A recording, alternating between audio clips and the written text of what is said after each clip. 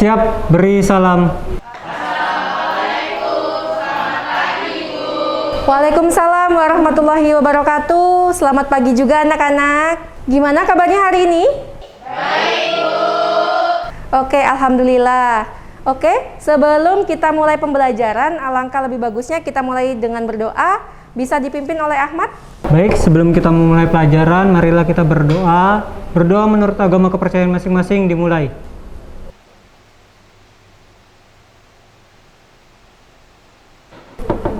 Berdoa selesai. Terima kasih Ahmad. Kira-kira hari ini ada yang tidak turun anak-anak? Lengkap Bu, masuk semua. Alhamdulillah, sehat semuanya? Sehat Bu. Oke, alhamdulillah sehat semuanya ya. Hari ini sudah siap belajar dengan Ibu? Siap Bu. Oke, silakan ditunjukkan bukunya semuanya. Oke, alhamdulillah sudah siap semuanya ya. Oke, sebelum pembelajaran Ibu mulai, Ibu mau cek dulu kerapian dan kelengkapan seragamnya. Oke, sudah ada name tag-nya, Ajeng. Oke, Ahmad, ya, Delvi, Ahmad, sorry, ya, sudah. Baik, hari ini adalah pertemuan ketiga kita kali ini ya, untuk mapel anatomi fisiologi. Oke, ada yang masih ingat nggak untuk minggu lalu kita materinya tentang apa? Tentang sistem otot Bu. Ya, oke Ibu mau cek dulu ya untuk pembelajaran minggu lalu. Untuk jenis otot ada berapa? Yang 3 Bu. Ya, apa saja? Otot toros, otot lurik, otot jantung. Ya, untuk ciri-ciri otot ada berapa? 4 Bu. Ya, apa saja? Kontraktibilitas, elastisitas, ekstensibilitas, eksitabilitas. Oke, benar sekali. Kalau misalnya pada jenis otot yang cara kerjanya secara tidak sadar, kira-kira jenis otot apa? Otot bola dan otot jantung. Nah, kalau misalnya otot lurik letaknya di mana ya? Di tulang Bu. Iya. Kemudian kalau misalnya pada pemeriksaan kekuatan otot, pasien yang saya temukan nilainya itu paralisis total. Kira-kira nilainya berapa ya? 0. Ya, benar sekali ya. Berarti sudah memahami semua ya tentang sistem otot pada pertemuan minggu lalu ya. Sudah Bu. Baik. Kira-kira untuk yang pertemuan kita kali ini kita akan bahas tentang apa?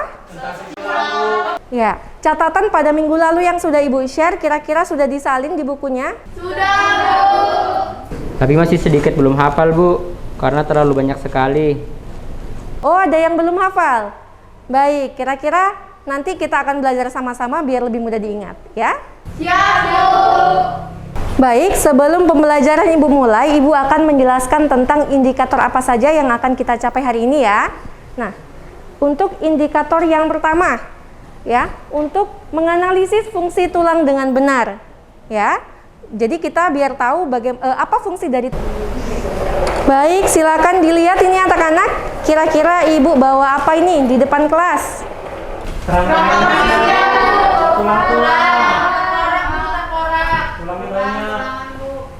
Ya, benar semuanya ya. Ada tulang, kerangka ya. Nah, bisa kalian amati pada gambar ini. Nah, apa yang kalian amati dari pentem kerangka manusia ini? Ada yang bisa menyampaikan pendapatnya? Berdiri tegap dan banyak sekali tulang-tulangnya. Ya, benar sekali ya. Nah, kemudian kira-kira kenapa manusia memiliki rangka? Kalau misalnya tidak ada rangkanya, kira-kira bisa kenapa ya? Apa yang akan terjadi pada manusia ini? Selain letter ya Pak? Ya, nggak bisa bergerak. Ada lagi? Tubuhnya tidak bisa Nggak berbentuk. Ada lagi? Otak paru-paru jantungnya kelihatan Bu, gerak-gerak. Nah, kalau misalnya tulang ini tergolong alat gerak aktif apa pasif? pasif. Ya, benar sekali ya. Jadi ini tergolong alat gerak pasif seperti yang Ibu sampaikan di minggu lalu. Oke, baik. Barusan yang disampaikan oleh teman-temannya ya. Tadi ada yang menyampaikan. Kalau misalnya sudah ketemu, silakan angkat tangannya dan menyampaikan pendapatnya. Eka Bu, menurut informasi yang saya dapatkan, fungsi tulang yakni sebagai salah satu alat gerak pada manusia, yaitu alat gerak pasif, kemudian tulang juga memberikan bentuk pada tubuh manusia, serta tulang juga sebagai tempat pembentuk sel-sel darah dalam tubuh manusia.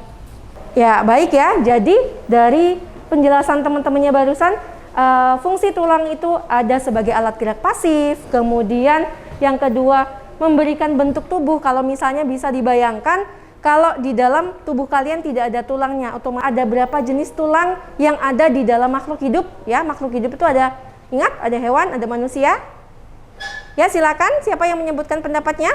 Tiara Bu, dari informasi yang saya dapatkan dari sumber blog, untuk makhluk hidup itu ada 2 jenis Bu, yaitu endoskeleton dan eksoskeleton Bu. Ya, benar sekali ya. Ada 2 namanya endoskeleton dan eksoskeleton katanya.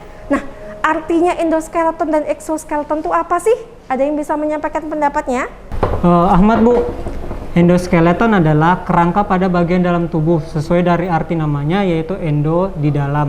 Sedangkan untuk eksoskeleton adalah kerangka pada bagian luar tubuh sesuai dari arti namanya juga yaitu X berarti di luar. Baik, sesuai namanya ya. Tadi endo berarti rangkanya di dalam. Kalau exo, X berarti rangkanya di luar. Kalau misalnya di sini ada yang bisa memberikan contoh untuk contoh-contoh makhluk hidup yang endoskeleton? Ya, silakan sharing. Dari hasil pencarian saya di internet, untuk endoskeleton contohnya manusia Bu. Kalau hewan banyak Bu, harimau, gajah, monyet, jerapah, banyak Bu yang tulangnya di dalam tubuhnya Bu. Ya, benar. Terima kasih sharing ya. Kemudian untuk yang exoskeleton, siapa yang bisa memberikan contoh? Saya Bu, Ramadan. Ya, Ramadan silakan. Jadi contoh makhluk hidup yang rangkanya di luar ada udang, lipan, capung, semut, lebah, siput, kerang-kerangan. Dari informasi yang saya dapatkan dari jenis moluska dan arthropoda Bu. Ya, benar sekali ya. Jadi ada beberapa jenis. Ya. Nih kalau misalnya yang endoskeleton ya, itu ada manusia. Kemudian sama hewan-hewan yang tulangnya tidak terlihat, ya tulangnya berada di dalam tubuh. Sedangkan kalau exoskeleton, nah ada contohnya dari Ramadan tadi moluska dan arthropoda. Kalau misalnya jenis tulang, ya kalau dilihat dari tingkat kepadatannya atau keras tidaknya, kira-kira ada berapa jenis? Saya Bu, Nafatul, tulang keras dan tulang rawan Bu. Ya, benar sekali ada 2 jenis ya. Iya, bagus sekali. Nah, ada jenis tulang keras dan tulang rawan. Ada yang ingin menambahi lagi? Baik, terima kasih Ajeng. Jadi sudah disebutkan ya oleh temannya ya, ada tulang keras atau tulang rawan ya. Kita bisa lihat letaknya di mana.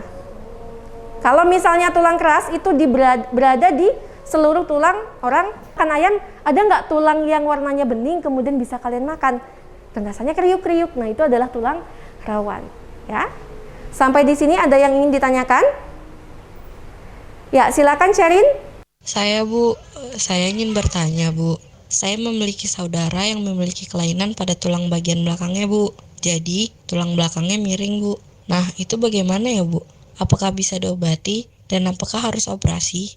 Baik, kira-kira ada nggak dari teman-temannya yang ingin menyampaikan pendapat atau sudah mendapatkan informasi nih, kira-kira penyakit yang dialami oleh saudaranya Sherin tadi apa? Ya, Delvi silakan. Dari apa yang saya dapatkan, terdapat beberapa jenis kelainan pada tulang belakang, yaitu kifosis, lordosis, skoliosis, spondylosis, serta spondylolisthesis. Kifosis merupakan kelainan tulang belakang, ini dapat dilihat dari postur tubuh yang bungkuk. Sedangkan lordosis adalah kelainan pada tulang belakang yang melengkung secara berlebihan ke arah depan. Skoliosis adalah kelainan pada tulang belakang melengkung secara berlebihan ke samping. Spondylosis merupakan kelainan tulang ini disebut juga sebagai degenerasi tulang belakang yang tidak hanya mempengaruhi tulang belakang tapi juga bantalan tulang dan sendi. Ya, baik, sudah dijelaskan oleh Delvi ya. Jadi memang penyakit yang dialami oleh keluarganya Sherin tadi itu ada yang kifosis, lordosis, kemudian skoliosis, spondylosis, itu macam-macam ya. Jadi ada peradangan pada sendi tulang belakangnya. Kalau dia miring ya, nanti ada huruf S. Skoliosis berarti dia miring ke samping ya. Kalau lordosis dia terlalu menjorok ke depan ya. Kemudian kalau misalnya satunya kifosis, berarti dia yang membungkuk ke depan. Baik, terima kasih Delvi atas penjelasannya ya. Oke. Baik, setelah ini kita akan mengerjakan LKPD. Kita akan bagi seperti kelompok kemarin ya. Ya Bu. Ya Bu. Oke, kelompok sini kemarin kasih ya. Oke, selanjutnya RCTI. Oke. Indosiar. Azab ya. Kemudian terakhir satu untuk semua. Oke.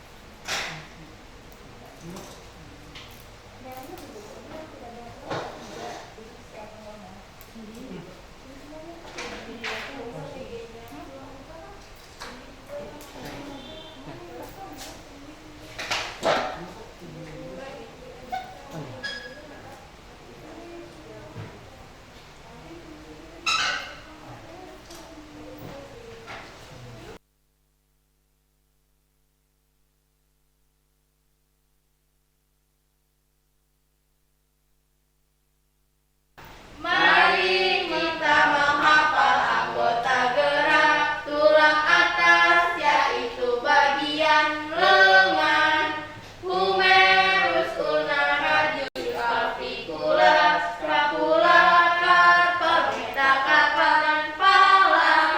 Ya, mari kita menghafal tulang atas di bagian lengan.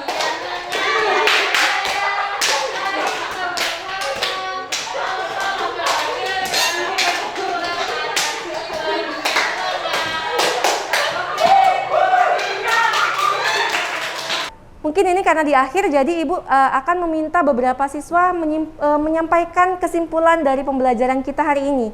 Siapa yang bisa menyimpulkan? Ya, silakan Fatika.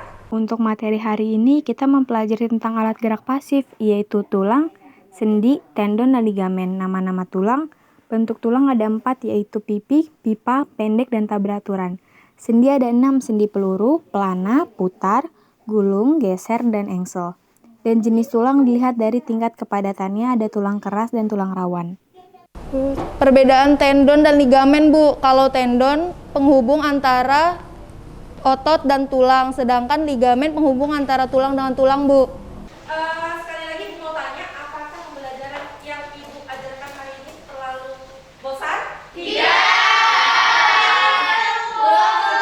Terlalu cepat Ibu menjelaskan? Tidak.